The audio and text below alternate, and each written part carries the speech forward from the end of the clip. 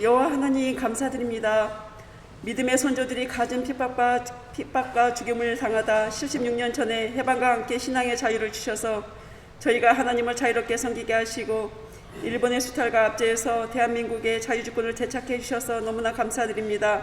오늘 감격스러운 8.15 광복절을 맞이하게 하시는 데 감사드립니다. 이 대한민국을 하나님의 나라로 세워주시고 이 나라의 교회들이 하나님의 길로 가게 하여 주시옵소서. 정치, 경제, 사회가 더 성장하고 성숙하여 아버지 하나님 이 나라가 더욱더 하나님의 길로 갈 수 있도록 인도하여 주시길 간절히 바라고도 원합니다. 저희 죄를 깨닫고 회개합니다. 안악한 마음들을 녹여 주시옵소서. 잘못된 것들을 용서하여 주시고 돌이키게 하여 주시길 간절히 바라고도 원합니다. 매일의 삶을 돌이켜볼 때 하나님의 은혜 아니면 살아갈 수가 없습니다. 우리가 아무리 철저하게 계획을 세운다 할지라도 우리 길을 인도하시는 분은 하나님이십니다. 저희를 하나님의 바른 길로 인도하여 주시옵소서. 감사를 드립니다. 변치 않으시는 하나님의 말씀에 감사, 찬양을 주심에 감사, 기도할 수 있는 능력과 자격을 주심에 감사, 우리 기도를 들으심에 감사드립니다.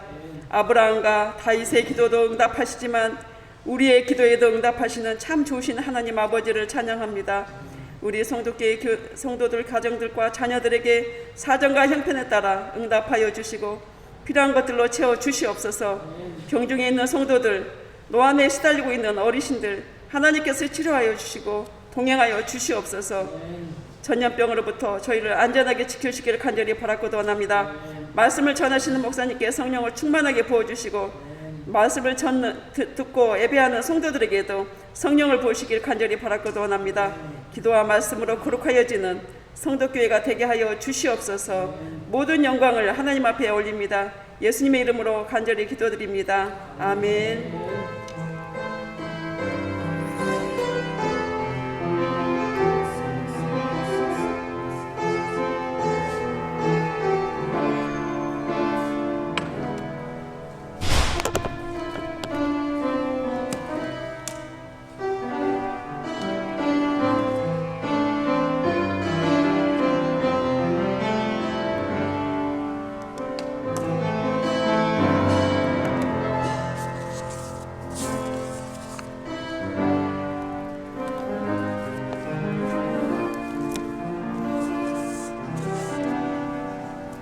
네, 하나님 말씀은 마태복음 6장 9절에서 13절입니다. 마태복음 6장 9절에서 13절.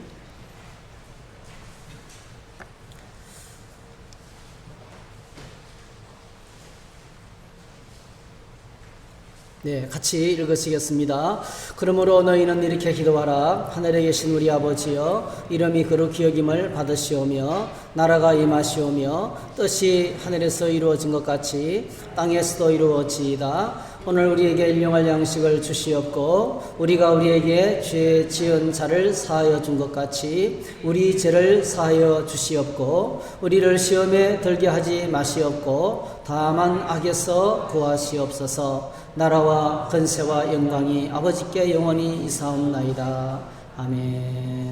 예, 오늘 이 주어진 말씀을 가지고 두 번째로 나라와 권세와 영광, 오늘은 권세에 대해서 함께 생각하는 주의를 가지겠습니다. 잠시 기도하겠습니다. 하나님 아버지, 찬양하게 하시고 기도하게 하시고 이제는 말씀의 보좌 앞에 나아갑니다.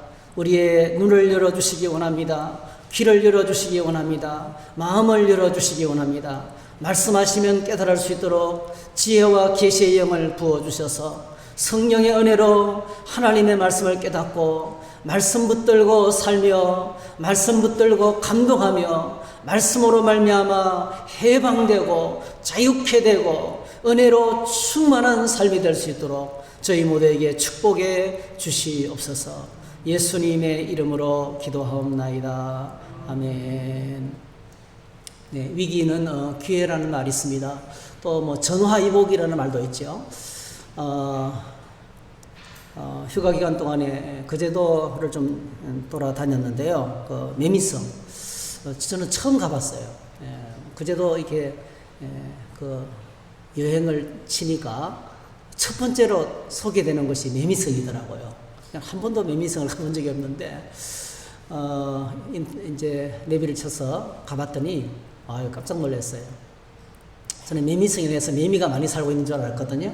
근데 이제 2003년도 매미 태풍 때 창원에 살던 분이 이쪽 바닷가에 땅을 사놨는데 밭을 사놨는데 완전히 다 이제 땅이 없어져 버렸어요. 이분의 땅이 없어져 버린 거예요. 태풍으로 말미암아서. 그래서 이분이 그 없어진 땅에다가 다시 땅을 되찾기 위해서 축대를 쌓고 돌을 쌓기 시작했어요. 그렇게 이제 쌓기 시작했는데 이게 설계도도 없이 그냥 쌓기 시작했는데 제가 갔던 며칠 전에도 쌓았어요. 매일같이 와서 돌을 섞어 가는 거예요. 창원에서 매일 출퇴근해가지고. 그래서 쌓았는데 명소가 됐어요. 명소가. 예, 얼마나 멋있는 성이 됐는지, 그리고 뭐 조경이 얼마나 멋있는지, 이 나무를 그대로 살려서 이렇게 이런 성이 되었고, 그리고 뭐 포토존이에요. 포토존.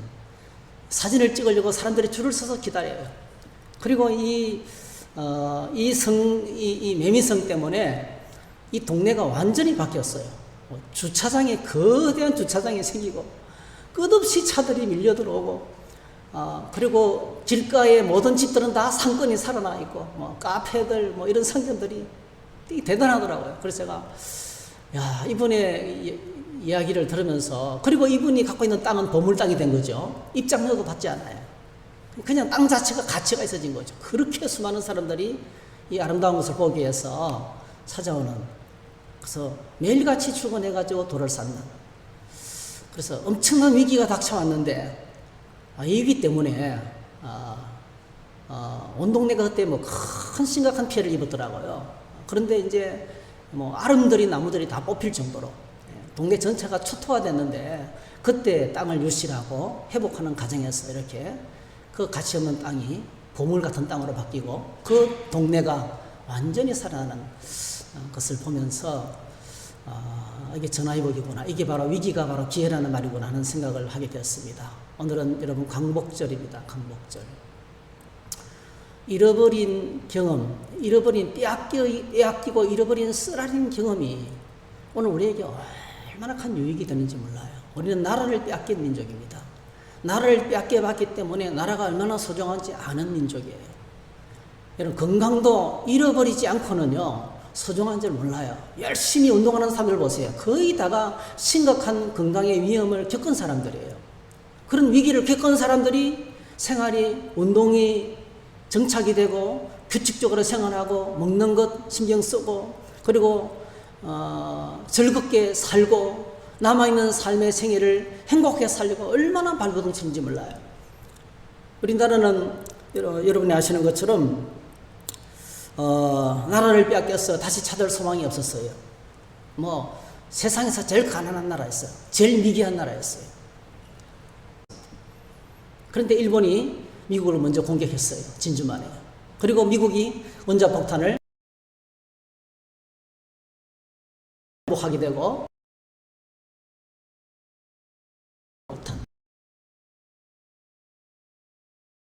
놀라운 방법으로 이렇게 했죠. 그리고 이런 오늘 같은 자유 대한민국이 세워졌습니다. 원조를 받는 나라에서, 원조를 받는 최빈국에서 원조를 주는 이 선진국으로 이렇게 발전한 나라는 세상 역사 가운데 우리나라밖에 없습니다. 우리나라밖에 없습니다. 6.25 사변을 통과하고 엄청난 시련과 고난이 있었지만은 대한민국을 향한 하나님의 특별하신 은혜와 사랑이 있습니다. 대한민국을 통해서 온 세계 열방을 향해서 복음을 전가하시고 열방을 향한 하나님의 복을 축복의 통로로 쓰시기 위해서 하나님께서 여러분 대한민국이 건국될 때에 독실한 믿음의 사람들이 기독교적인 가치관을 가지고 나라를 세웠어요. 그래서 어느 나라보다도 자유의 가치, 자유의 가치를 소중하게 생각하면서 그렇게 나라를 건국해서 오늘 이렇게 빛나는 나라가 된 것을 보게 됩니다. 사람들이 인정하지 않을지 몰라도 배후에 보이지 않는 하나님의 놀라운 은혜와 사랑이 우리 대한민국을 품고 있는 줄로 믿습니다. 이 광복절에 역사에 지나간 광복절, 6.25 사변, 이런 민족이 당했던 뼈저린 고난의 시간들, 또 저희들이 지금 통과하고 있는 이 코로나 나라는 전례를 찾아보기 어려운 이 어려운 시간들, 저희들은 반드시 우리에게 모든 것이 합력해서 선을 이루시는 하나님의 뜻이 있고, 지내놓고 나면은 그것 때문에, 이것 때문에, 이 고통의 시간 때문에 더 큰 영광스러운 시간이 우리에게 다가오고 있다고 믿습니다. 그래서 우리가 이런 하나님 안에 있는 소망을 함께 가졌으면 좋겠습니다. 여러분, 나라, 세상 나라는 이 바실레아라는 이 세상 나라는 변화무쌍합니다. 영원한 나라는 하나도 없습니다. 그런데 예수 그리스도를 주님으로 또 구원자로 알고 모시고 믿고 살아가는 초대교회 신자들이 예배를 드릴 때마다 고백했던 주기도문의 마지막 성령, 그게 바로 뭡니까? 나라와 건세와 영광이 영원히 아버지께 있사옵나이다. 하나님의 나라는 영원하다는 거예요. 하나님의 통치는 변함이 없다는 겁니다. 하나님의 건세와 능력도 변함이 없다는 것입니다. 영광 가운데 주님의 영광도 변화가 없다는 겁니다. 영원하다는 겁니다. 무슨 고백이겠습니까? 이 땅은 요동치지만은, 이 땅은 환난과 고난으로 요동을 치고 변화무쌍한 세상이지만은, 그러나 여전히 주님이 다스리시고, 여전히 하나님이 영광을 받으시고, 하나님의 나라는 견고하고 주님의 보좌는 흔들림이 없다는 사실을 고백하면서 그 고통의 시간들, 그 말할 수 없는 핍박의 시간들을 그들을 믿음으로 승리하고 이겨냈습니다. 여러분, 그래서 우리가 지난 주일에 하나님의 나라가 영원하다는 신앙 고백을 함께 시작하겠습니다. 그렇습니다. 신앙생활에서 가장 중요한 것은 우선순위 문제입니다. 여러분, 우선순위 문제입니다. 첫 단추를 잘못 끼우면 명품 옷이라도 우스꽝스럽죠. 우리가 참 많은 기도와 간구를 드리고 있지만은요, 기도에도 중심되어야 할 기도가 있다는 거예요. 우리 주님이 주기도문에서 가르치는 중심기도는 바로 뭡니까? 나라가 임하옵시며, 이게 중심기도라는 거죠. 예수님께서 나중에 그 6장에서 해석을 하셨죠.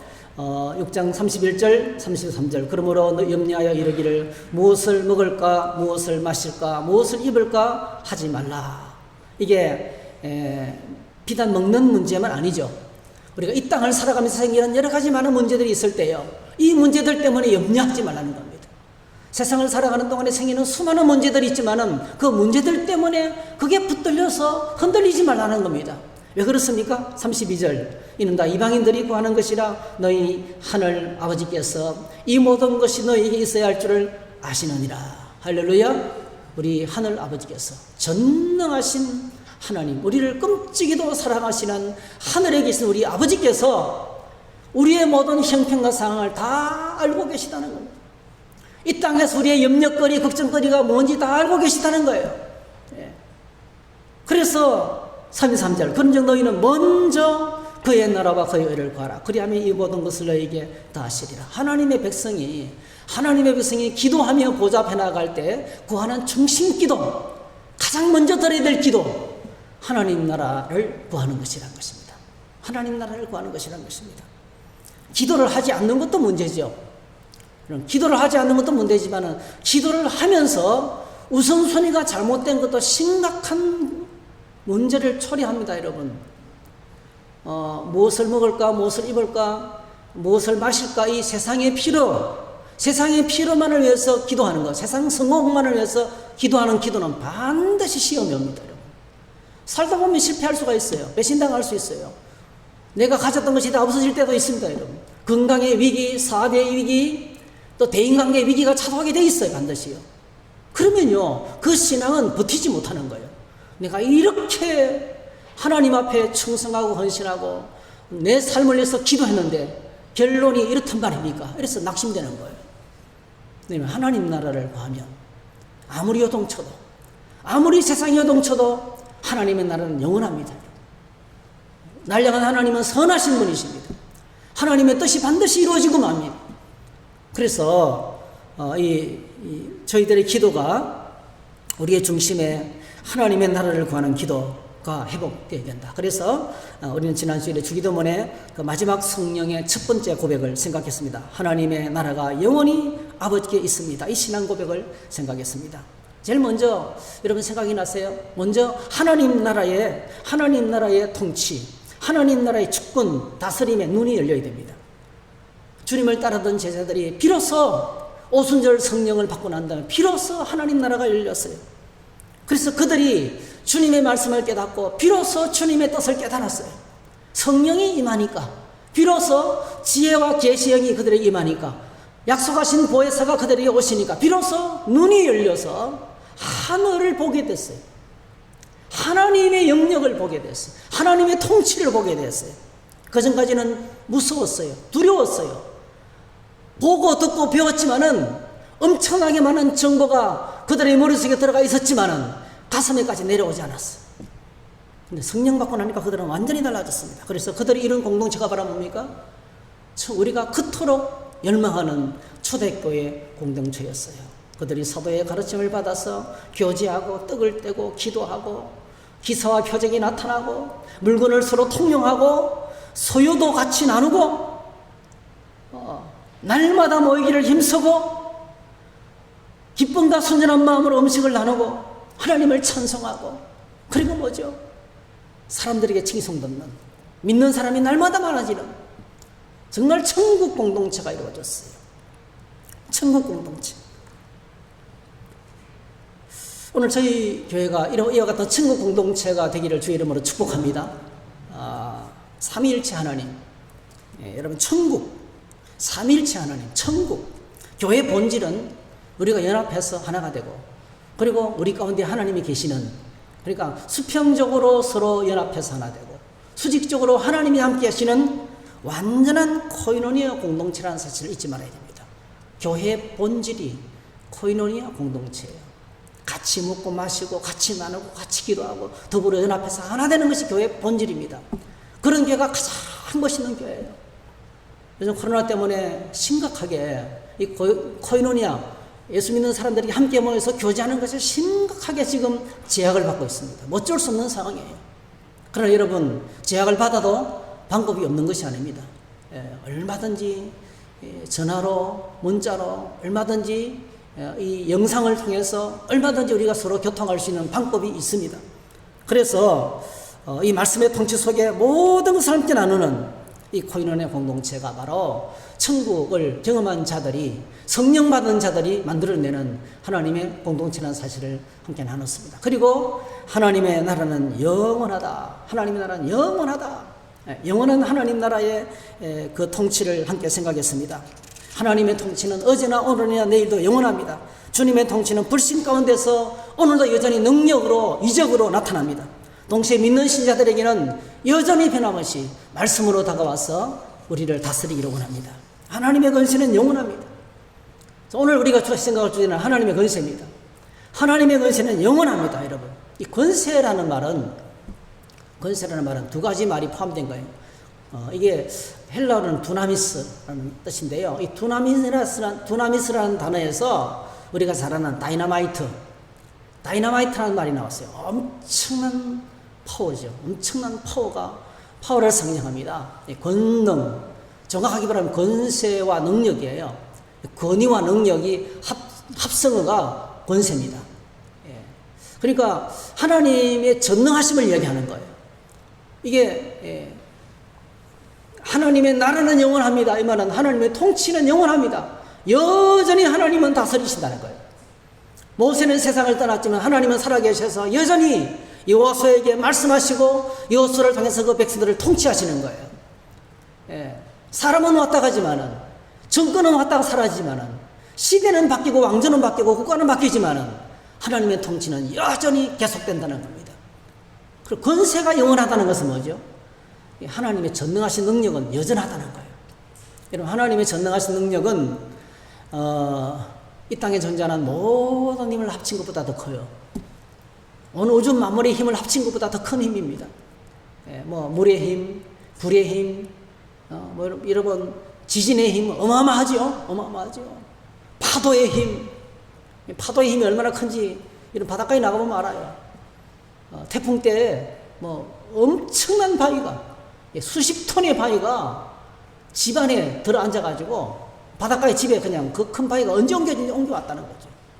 크레인이라도 끌어낼 수가 없어가지고 쪼개가지고 겨우 끌어 던져내는 그런 무서운 일들이 벌어지는 거예요. 이 파도의 힘이 또 얼마나 큰지 몰라요. 바람의 힘, 여러분 얼마나 큽니까? 열의 힘, 불의 힘 얼마나 강력합니까, 여러분? 근데 이 모든 힘을 합친 것보다 하나님은 더 전능하시다는 거죠. 모든 힘의 근원이십니다. 모든 파워의 원천이십니다. 그 엄청난 능력을 가지고 하나님은 우리를 사랑하시고 우리를 구원하시는데 사용하시는 거예요. 여러분, 예수님이 십자가에 달리셨을 때 많은 사람이 조롱했어요. 당신이 만약 구원자라면, 당신이 만약 메시아라면 당신 자신부터 구원하시오. 십자가에서 내려오라고 침뱉으며 조롱하며 여겼습니다, 여러분. 그때 주님께서 뭐라고 말씀하셨습니까? 내가 12영도 더 되는 영을 하늘 군단을 움직여서 원수들을 싹 쓸어버릴 수 있지만은 그렇게 하지 않겠다는 거예요. 능력을 가졌지만은 주님은 자신을 위해서 쓰시지 않습니다. 무력하게 십자가에 죽으심으로 말미암아 여러분 온 땅의 모든 사람의 죄를 용서하시고 온 인류를 구원하시는 그 엄청난 일을 했습니다.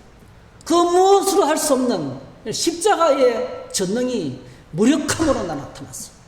아무것도 하지 못하는, 그냥 당하고 뒤집어섰는데 알고 보니까 그게 뭐죠? 하나님의 비밀이었어요. 세상을 뒤집어 놓는, 하늘과 땅을 뒤집어 놓는 천지를 진동할 사건이 바로 십자가 사건이었습니다. 주님이 십자가에 운명하실 때에 온 땅에 어둠이 임하고 지진이 일어나고 무덤이 열리면서 죽은 사람이 살아나고 그것만이 아니었어요.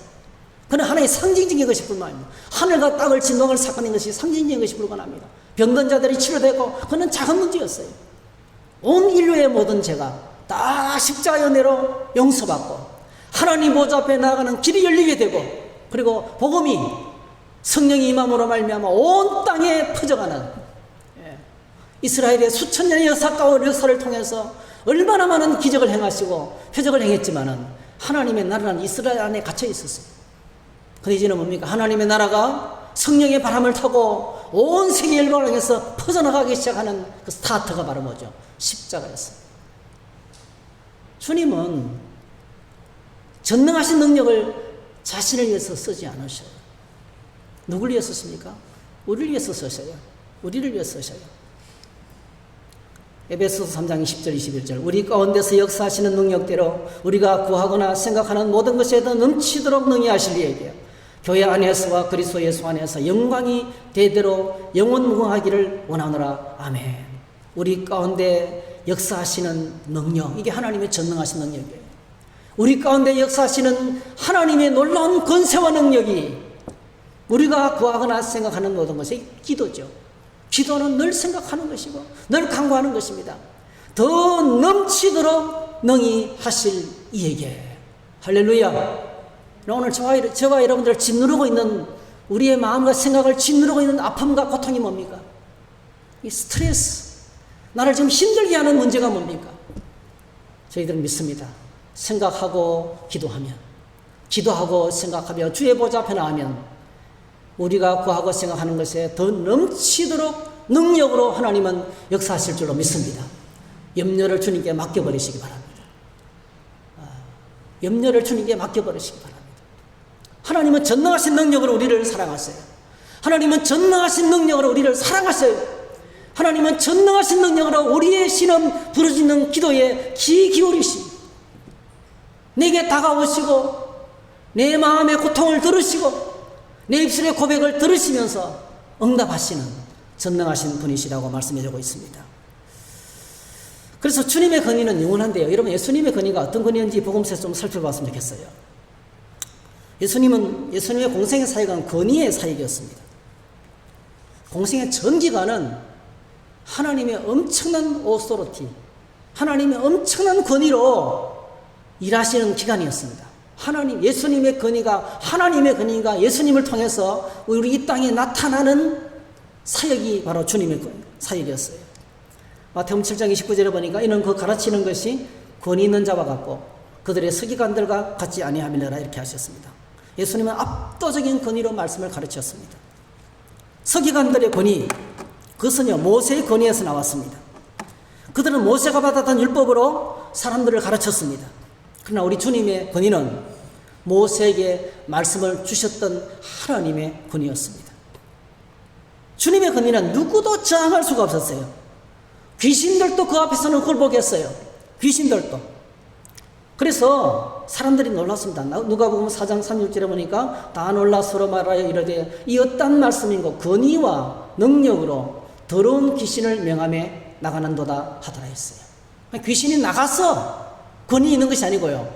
말씀 자체가 엄청난 능력으로 권세로 선포되었기 때문에 그 주님의 권세 앞에, 하나님의 권세 앞에 귀신들도 떠나갔던 것입니다. 그래서 사람들이 놀랐어요. 이 어떠한 말씀인고 권위와 능력으로 더러운 귀신을 명함에 나가는다. 귀신을 굴복시키는 권위였습니다. 여러분, 서기관들은 가르치기는 잘했지만은 귀신의 역사 앞에서는 어쩔 줄을 몰랐습니다. 믿음의 지식은 많았지만은, 신앙의 지식은 많았지만은 귀신이 역사하면 아무것도 할 수가 없었어요. 그들에게 능력이 없었습니다. 예수님이 말씀하시면 사람들에게 깨달음과 함께 능력이 역사했습니다. 그래서 사람들이 놀랐습니다. 하나님의 권위가 그에게 충만했습니다. 여러분, 이 놀라운 권위가 예수님께 언제 임했을까요? 많은 성경학자들은 예수님이 세례받으실 때 임했다고 믿고 있어요. 30세까지 예수님은 목수로서 일했어요. 그냥 집안에서 섬기고, 물론 그 전에도 예수님이 특별하셨죠. 예수님의 특별한 성경에 대한 지식과 12살 때 박사들과 서로, 율법학자들과 서로 논쟁할 정도로 굉장한 지식을 가지고 있었지만은, 그러나 그 전까지는 뭐죠? 그냥 열심히 땀 흘려 일하는, 막노동하는, 그 먼지를 뒤집어 쓰고 하는 그 목수 일을 성실하게 해왔어요. 그런데 예수님께서 세례를 받으실 때 성령이 그에게 임하셨습니다. 하나님께서 말씀하시면서 성령이 비둘기같이 그에게 임했습니다. 이 사건을 예수님이 가브나움에서 첫 설교를 하실 때 언급하셨어요. 이사야서 61장, 우리가 지금 말씀 묵상하고 있지 않습니까?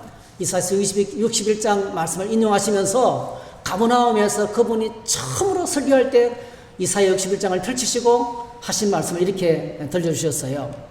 누가복음 4장 18절, 주의 성령이 내게 임하였으니 이는 가난한 자에게 복음을 전하게 하시려고 내게 기름을 부으시고 나를 보내사 포로된 자에게 자유를, 눈먼 자에게 다시 보게 함을 전파하며 눌린 자를 자유롭게 하고 주의 은혜의 해를 전파하게 하려 하심이라 하였더라. 이게 하나님의 성령이 임한 사건. 그러니까 예수님이 세례받을 때 성령 받은 사건을 어떻게 해석합니까?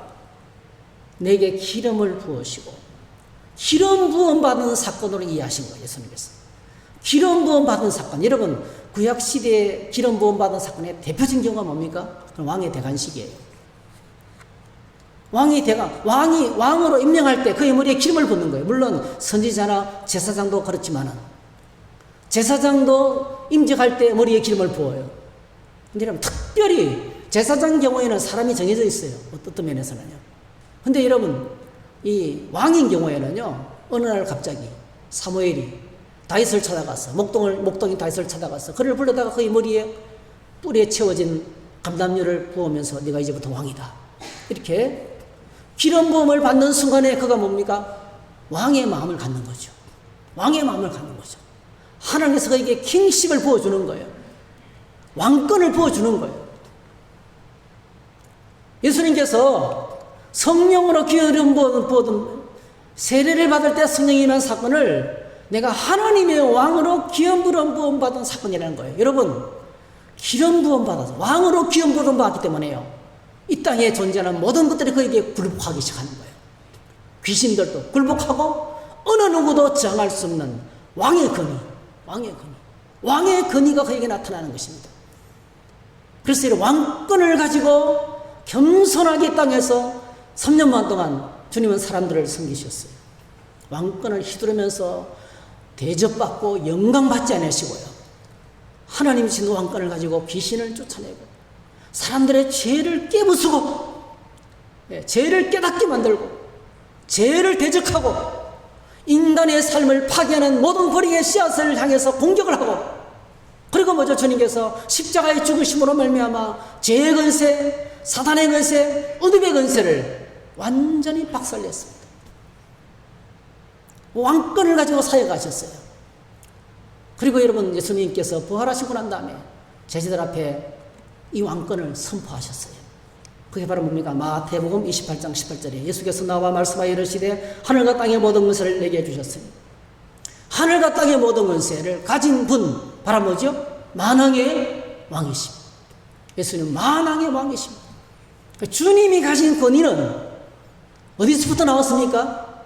기름 부으심에서 나왔어요. 이 기름 부으심의 의미는 바로 뭡니까? 하나님이라는 거죠. 왕권입니다. 온 우주 만물의 통치자. 왕의 권세를 가지고 있다. 왕의 권위를 가지고 여러분 아무리 신하들이 막 찢고 볶고 싸우고 막 의견 충돌해도요, 왕이 딱 나타나면 조용해집니다. 왕이 나타나면 조용해집니다, 여러분. 가짜 왕이 나타나가지고 막 세상을 어지럽게도요, 진짜 왕이 나타나면 찍 소리도 못해요. 마찬가지로 주님이 이 땅에 왕의 권세를 가지고 이 땅에 오셔서 제사함을 선포하시고 사람들 속에 있는 죄 문제를 처리하시고 질병의 문제, 고통의 문제, 여러분 삶의 문제를 주님이 처리하셔서 죽은 자를 살리시고 풍랑을 잔잔하게 하시고 눈먼 자를 보게 하시고 저는 자를 걷게 하시면서 인간의 불가능한 것들을 다스리기 시작하셨어요. 그게 바로 왕의 권위이십니다. 그래서 여러분이 이 권위는 어디서부터 나옵니까? 나라에서부터 나오는 거죠. 예, 왕권, 예, 하나님의 통치권에서 나오는 겁니다. 통치권에서 나오는 권위가 바로 주님이 갖고 계신 권위인 것을 보게 되는 것입니다. 그래서 여러분, 귀신이 떠나갔던 것은 예수님의 권위 때문이었습니다. 한번 따라 하실 거예요. 성령의 권위가 나타나면 하나님의 권위가 나타난다.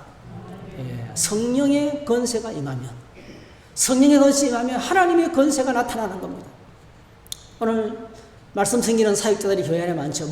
목사, 목자, 그 다음에 교사들, 여러분, 또 우리가 기도하고 찬양하고 하나님을 섬기는 모든 사역들 다 말씀 사역에 사실은요. 말씀을 가지고 섬기는 모든 사역들은 기도할 때도 말씀을 들고 하나님 보좌 앞에 나가야 됩니다. 오늘 이 땅에 존재하는 모든 영적인 사역자들에게 정말 필요한 것은 지식이 아닙니다. 말 잘하는 변정이 아닙니다. 오늘 이 땅에서 얼마나 많은 사람들이 말 잘하는 변정가를 좋아하는지 몰라요. 기가 막힌 말이다. 예? 그러나 여러분, 정말 하나님 나라에서 필요한 일꾼은 성령의 권위로, 성령의 능력으로 섬기는 사역자입니다. 이런 일꾼이 되도록 기도해야 돼요. 우리가 오늘 저와 여러분들이 주님의 교회를 섬기는 영적인 사역자라면 우리가 하나님 앞에서 이 성령 받아서 성령의 권세로, 성령의 권위로 말씀을 전하고 하나님 나라를 선포하는 일꾼이 되게 해달라고 기도해야 되는 것입니다.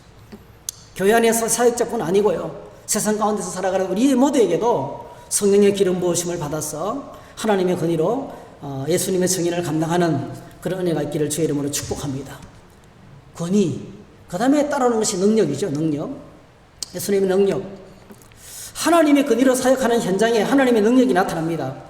복음서를 보면 예수님께서 권세를 가지고 선포하시고 꾸짖고 명령하셨는데요, 그 다음에 따라오는 것이 있어요.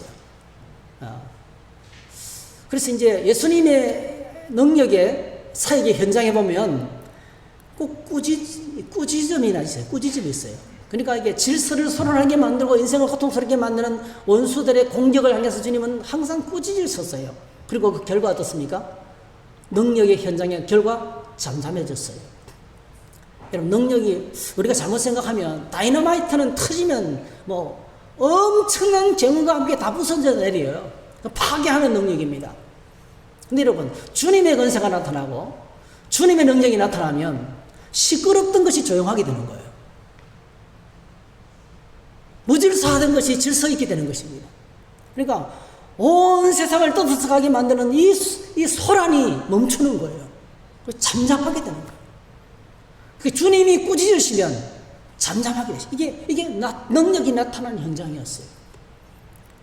능력이 나타나는 현장이었어요. 예수님께서 이런 말씀을 귀신을 꾸짖으셨죠? 마가복음 1장 25절, 예수께서 꾸짖어 이르시되 잠잠하고 그 사람에게서 나오라 하시니 더러운 귀신이 그 사람에게서 경련을 일으키고 큰 소리를 지르며 나오는지라 했어요. 귀신을 향해서 꾸짖었습니다. 예. 귀신을 향해서 꾸짖는 것은 여러분요, 이 믿음이 필요합니다. 많은 사람이 귀신이 막 소리를 지르고 괴음을 내고 막 이상한 행동을 하면 위축을 당해요. 네, 권세와 능력을 가진 존재는 두려워하지 않습니다. 다 담대하게 꾸짖습니다. 여러분, 귀신을 꾸짖을 수 있기를 주의 이름으로 축복합니다. 예, 이 담대한 믿음이 필요합니다. 주님은 귀신을 꾸짖으셨어요. 그리고 잠잠하고 그 사람에서 나와라 하니까 그대로 순종했습니다. 예수님의 꾸짖음은 자연 세계에도 통했습니다. 자연을 또 꾸짖었습니다. 참 쉽지 않죠. 마가복음 4장 39절 풍랑이는 바다를 향해서 뛰어 바람을 꾸짖으시며 바다도 이르되 잠잠하라 고요하라 하시니 바람이 그치고 아주 잔잔하여 지더라 했어요. 성난 바다를 꾸짖었습니다. 여러분. 그랬더니 바람이 그치고 바다가 아주 잔잔하게 됐습니다. 제자들이 두 번 놀라죠. 바람이 불고 풍랑이 치고 배가 뒤집을 것 같으니까 제자들이 놀래가지고 예수님을 깨웠어요. 우리가 죽게 된 것을 돌아보지 않으니까 제자들이 바람과 파도에 기겁을 해가지고 두려워하면서 예수님을 깨웠어요. 근데 여러분, 이것보다도요, 나중에 예수님께서 풍랑을 잔잔하게 하고 난 다음에 제자들은 더 무서워합니다. 마가복음 4장 41절 그들이 심히 두려워하여 서로 말하되, 그러니까 잔잔하게 되고 난 다음에 더 무서워하는 거예요. 이 어마어마한 거대한 파도를 잠잠케 하시는 하나님의 능력 앞에 서니까, 주님의 그 능력 앞에 섰을 때 그들은 더 심히 두려워 떨었습니다. 그러면서 이 어떤 사람이기에, 그가 누구이기에 바람과 바다도 순종하는가. 그러면서 뭐죠? 예수님 앞에 엎드리면서 진짜 하나님의 아들입니다 이러면서 엎드려 절하는 거예요. 예수님 앞에 엎드리는 그 예배입니다. 예배. 하나님의 위대하신 능력 앞에, 하나님의 위대하심 앞에, 하나님의 전능하심 앞에 그걸 실감하고 그냥 납작 엎드리는 거예요. bow and down. 그게 예배라는 말이에요. 진정한 예배는 바로 뭐죠? 주님의 전능하심을 만나야 돼요. 하나님의 전능하심 앞에 서야 됩니다. 그들이 예배를 엎드리기 시작하셨습니다. 주님의 꾸짖음에는요, 질병도 순종했습니다. 병을 향해서 꾸짖었어요. 누가복음 4장 39절에 보니까 예수님께서 안식일 회당에서 사역을 마치고 이제 피곤한 몸을 이끌고 시장한 몸을 이끌고 베드로의 장모의 집에 찾아갔어요. 점심 먹으러 식사하러 갔어요. 시장길을 못 끊고. 그런데 식사 시중을 들어야 될 베드로의 장모가 열병으로 고통을 당하고 있는. 여러분, 열병은 고통스럽죠. 얼마나 고통스러운지 몰라요. 펄펄 열이 끓을 때 가장 고통스럽습니다. 이 고통스러운 열병에 걸렸을 때 오늘 주님께서 어떻게 하셨습니까? 가까이 서서 열병을 꾸짖으셨다. 어떻게 꾸짖었을까요? 이 더러운 열병아, 그렇게 했을 수도 있어요. 이 사람을 고통스럽게 만드는 나쁜 열병아, 그렇게 했는지 몰라요. 꾸짖으셨어요. 네, 꾸짖으시면서 말씀하셨을 때에 병이 떠나고 바로 치료되어서 예수님 일행들에게 식사를 섬기셨던 기록을 하고 있습니다. 사람들의 저항도 잠잠하게 하십니다. 사람들의 저항. 예수님께서 사역할 때 얼마나 끝없이 계속 마귀가 떠나지 않고 역사했죠. 가는 곳마다 이 예수님의 말씀을 책잡기 위해서 수많은 사람들이 요소서에 박혀 있어요. 가장 대표적인 사람이 서기관들과 바리새인들입니다. 여러분, 누가복음 14장에 보면 이렇게 기록하고 있어요. 누가복음 14장 3절에 10절 예수께서 대답하여 율법 교사들과 바리새인들에게 이르시되 안식일에 병 고쳐주는 것이 합당하냐 아니하냐. 그들이 잠잠하거늘 예수께서 그 사람을 데려다가 고쳐보내시고 또 그들에게 이르시되 너희 중에 누가 이 아들이 그 아들이나 소가 우물에 빠졌으면 안식일에라도 곧 끌어내지 않겠느냐 하시니 그들이 이에 대하여 대답하지 못하니라 했습니다. 이거는 그냥요 논리적으로 할 말이 없는 게 아니에요.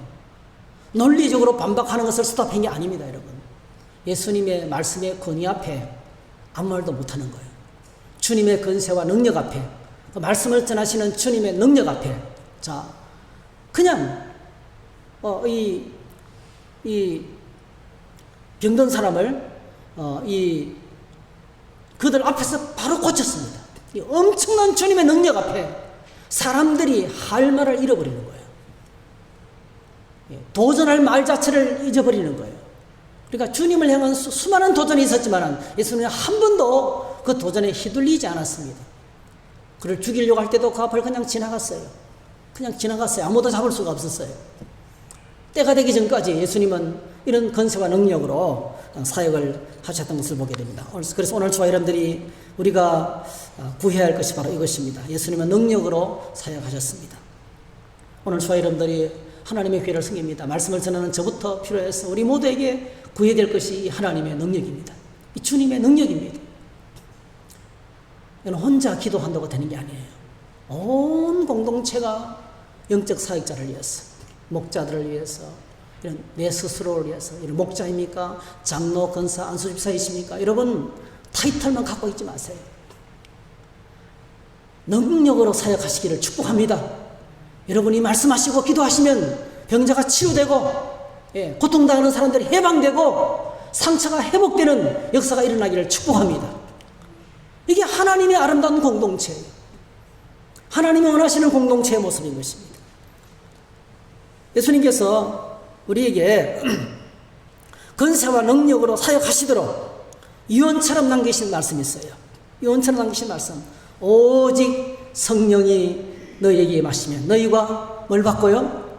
권능을 받고. 이게 바로 뭐죠? 권위와 능력입니다. 영원하신 권위와 능력, 영원하신 권위와 능력으로 하나님의 사역을 감당하고 믿지 않는 버리신 세상 가운데서 예수님의 정인으로 살아갈 수 있다는 것입니다. 먼저 우리는 주님께서 우리에게 맡기신 일이 구체적으로 무엇인지 인식해야 됩니다. 내 정인이 되리라. 우리가 예수 그리스도의 정인이 되어야 합니다. 우리가 만나는 사람들마다 나를 통해서 예수 그리스도를 볼 수 있어야 됩니다. 예수 그리스도의 말씀을 들을 수 있어야 됩니다. 예수 그리스도를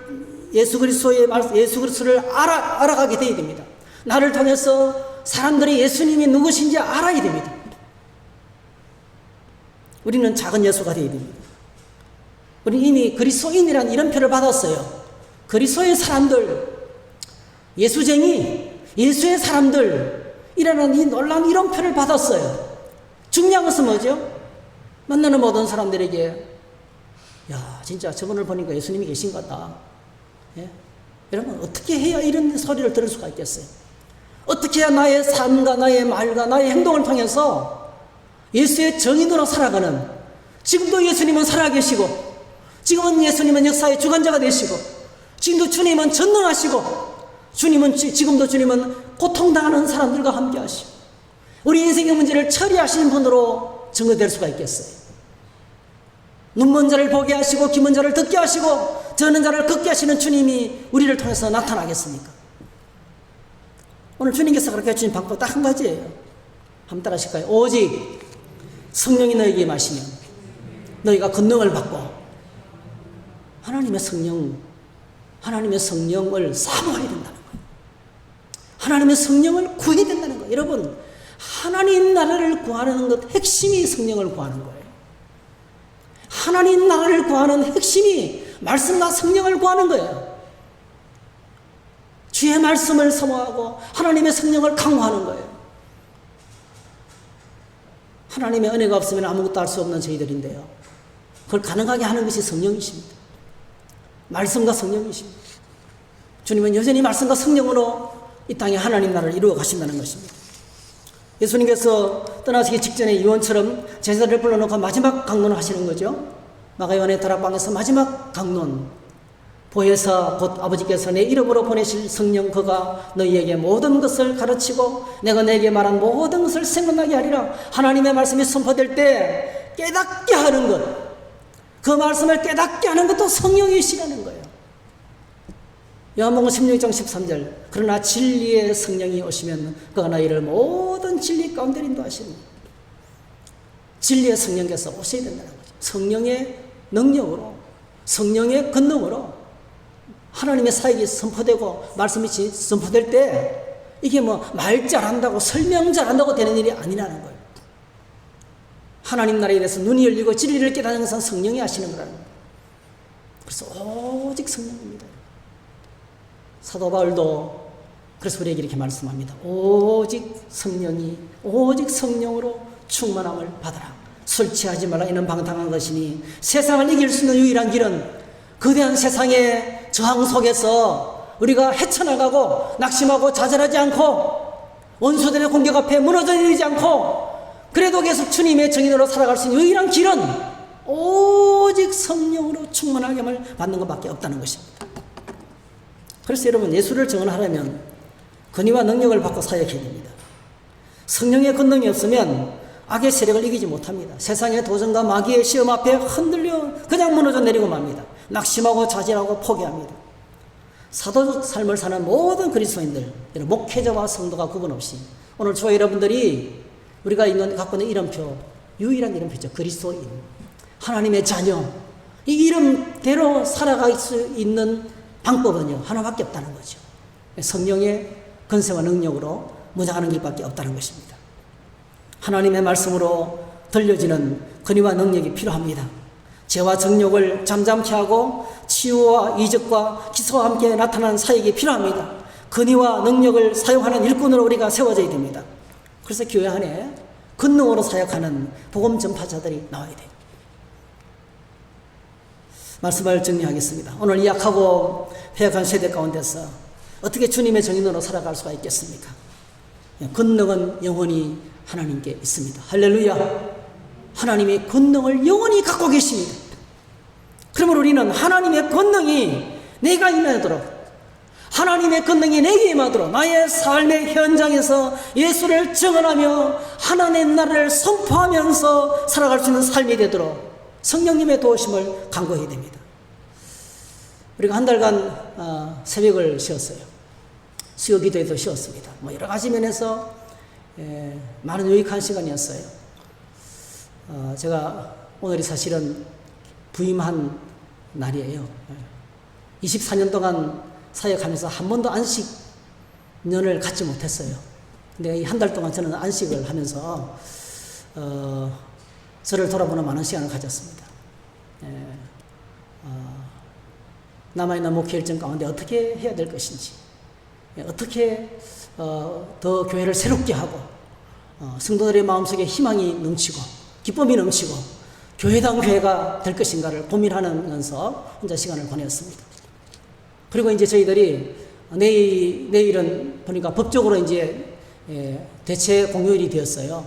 대체 공휴일이 이제 그 광복절, 개천절 다 일요일이 이제 공휴일이 될 때는 그 다음 날이 이제 국가 공휴일이 되는, 법적으로 이제 모든 직장도 마찬가지고 은행권도 다 쉽니다. 이제 그래서 저희들이 화요일부터 월요일까지는 쉬고요. 화요일부터 정상적으로 새벽 기도를 진행하겠습니다.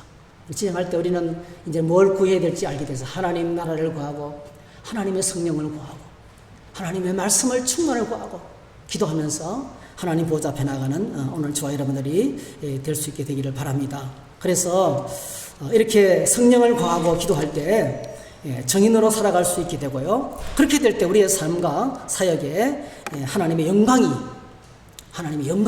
선포될 줄로 믿습니다. 그래서 주님의 통치가 임하고 주님의 권능이 나타나고 할렐루야. 그 결과 영광이 선포되는 거예요. 하나님의 영광은 그렇게 선포되는 것입니다.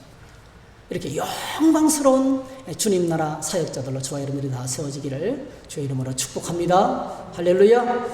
우리 이 말씀을 생각하면서 함께 찬양하겠습니다. 찬송가 191장입니다. 내가 매일 기쁘게 순례의 길 행함은 주의 발이 나를 안보하며.